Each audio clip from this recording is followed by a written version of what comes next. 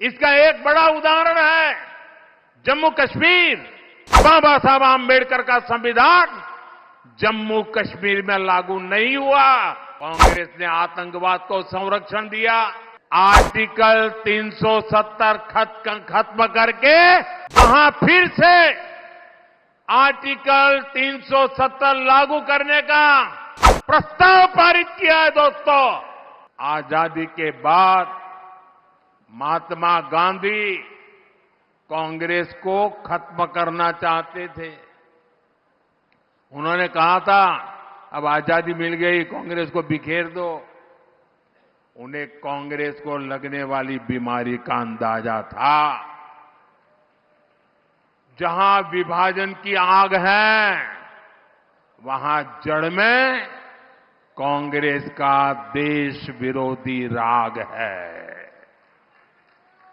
कांग्रेस हमेशा देश को तोड़ने वाले षड्यंत्रों का हिस्सा रही है। इसका एक बड़ा उदाहरण है जम्मू कश्मीर।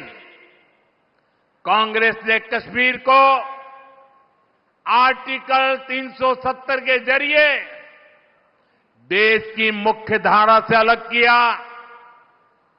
कांग्रेस ने कश्मीर में बाबा साहब आम्बेडकर का संविधान 75 साल तक लागू नहीं होने दिया। ये कांग्रेस वालों को जवाब देना पड़ेगा। इतने लोग कांग्रेस के राज करते रहे, ये परिवार राज करता रहा। क्या कारण था बाबा साहब आम्बेडकर का संविधान जम्मू कश्मीर में लागू नहीं हुआ? देश में 2 संविधान चलते थे। ये मोदी आया तब जाके बाबा साहब आम्बेडकर संविधान जम्मू कश्मीर में लगा। और इसके कारण होता था क्या? कश्मीर में दलितों, वंचितों को उनका हक नहीं मिलने दिया। कांग्रेस ने आतंकवाद को संरक्षण दिया, अलगाववादियों का संरक्षण दिया। जो समस्या कांग्रेस ने पैदा की थी, हमने आर्टिकल 370 खत्म करके उस समस्या को भी खत्म कर दिया है। ये 21वीं सदी के भारत के सबसे बड़े फैसलों में से एक है। लेकिन जैसे ही मैं देशवासियों को कहता हूं जरा जागिए, सचेत हो जाइए। जैसे ही कांग्रेस और इंडी गठजोड़ का जम्मू कश्मीर में सरकार बनाने का मौका मिला, वो फिर से कश्मीर को लेकर साजिशें करने लगे। आपने टीवी पे देखा होगा, 2-3 दिन पहले जम्मू कश्मीर विधानसभा में जो कुछ हुआ आपने देखा होगा। कांग्रेस गठबंधन वहां फिर से आर्टिकल 370 लागू करने का प्रस्ताव पारित किया है। दोस्तों, क्या यह देश स्वीकार करेगा? आप सहमत होंगे? कश्मीर को तोड़ने का कांग्रेस का एक कारनामा आपको मंजूर है? आर्टिकल 370 के समर्थन में विधानसभा के भीतर बैनर लहराए गए। जब बीजेपी के विधायकों ने जी जान से उसका विरोध किया तो उन्हें उठा करके सदन के बाहर फेंक दिया गया। कांग्रेस और उसके साथियों की एक घिनौनी सच्चाई पूरे देश को, पूरे महाराष्ट्र को समझनी होगी। कांग्रेस गठबंधन एक तरफ जम्मू कश्मीर से भारत का संविधान हटाने का प्रस्ताव पास करता है। कांग्रेस ने जो प्रस्ताव पारित किया है ना, इससे बाबा साहब का संविधान जो मोदी वहां ले गया है ना, वो फिर वापस कर देंगे और जम्मू कश्मीर में बाबा साहब के संविधान को घुसने नहीं देंगे।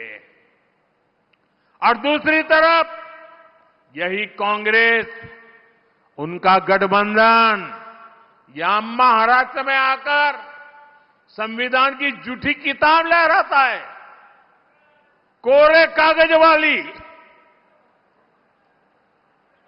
ये कोरे कागज वालों की कटी पतंग का जमाना आ गया है।